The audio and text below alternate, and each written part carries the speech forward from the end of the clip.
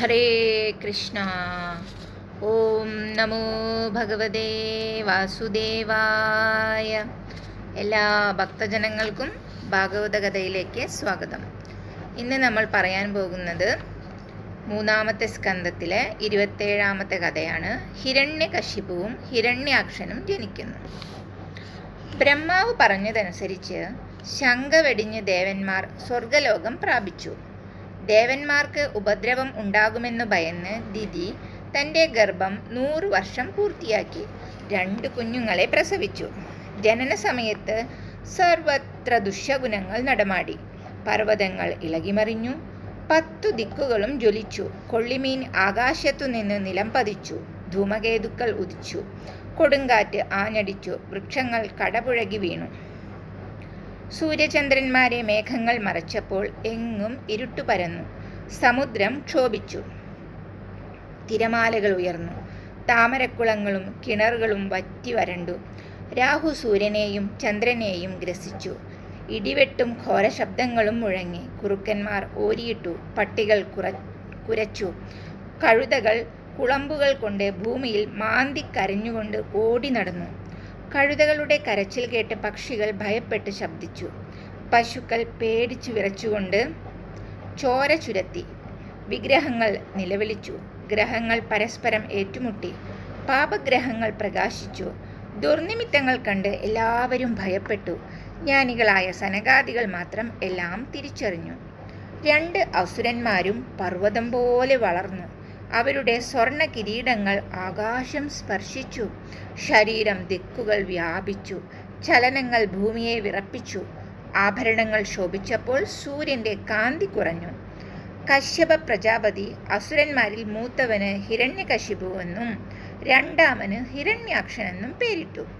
ബ്രഹ്മാവിന്റെ വരബലത്താൽ മരണവിമുക്തനായ ഹിരണ്യകശിപു അതിശക്തനായ 3 ലോകത്തെയും കീഴടക്കി വാണു. അനുജനായ ഹിരണ്യാക്ഷൻ യുദ്ധാസക്തനായി ഗദയുമേന്തി എതിരാളികളെ പോരിന് വിളിച്ച് അഹങ്കരിച്ച് ഒടുവിൽ സ്വർഗലോകത്തെത്തിച്ചേർന്നു. കയ്യിൽ ഗദയുമേന്തി പാഞ്ഞു നടക്കുന്ന അസുരനെ കണ്ട് ദേവന്മാർ പരുന്തിനെ കണ്ട പാമ്പിനെ പോലെ ഭയന്ന് ഓടി ഒളിച്ചു. സ്വർഗലോകം ശൂന്യമായപ്പോൾ അഹംഭാവിയും കരുത്തനുമായ അസുരൻ ക്രുദ്ധനായിട്ട് ഉറക്കെ അട്ടഹസിച്ചു. അസുരൻ അവിടെ നിന്നും മടങ്ങി. ആർത്തിരമ്പുന്ന കടൽ മത്തഗജത്തെപ്പോലെ ഗംഭീര ശബ്ദമുണ്ടാക്കി അവൻ കടലിലേക്ക് ഇറങ്ങി. വരുണൻ വാർത്ത അറിഞ്ഞു. സൈനികരായ ജലജന്തുക്കൾ പേടിച്ച് പാഞ്ഞകന്നു. വരുണരാജൻ എവിടെ? അസുരൻ കടലിൽ തിരക്കി നടന്നു. കണ്ടെത്താനായില്ല. വർഷങ്ങൾ അനേകം കടന്നുപോയി. സമുദ്രരാജന്റെ ശ്വാസം കൊണ്ട് സൃഷ്ടിച്ച തിരമാലകളെ അസുരൻ ഉരുക്കുകഥ കൊണ്ട് തല്ലി തകർത്തു. മനോഹരമായ വിഭാവരി നഗരം. ചിരിച്ചുകൊണ്ട് കശ്യപപുത്രൻ വരുണന്റെ രാജധാനിയിലേക്ക് കയറി ചെന്നു. വരുണനെ പോരിന് വിളിച്ചു.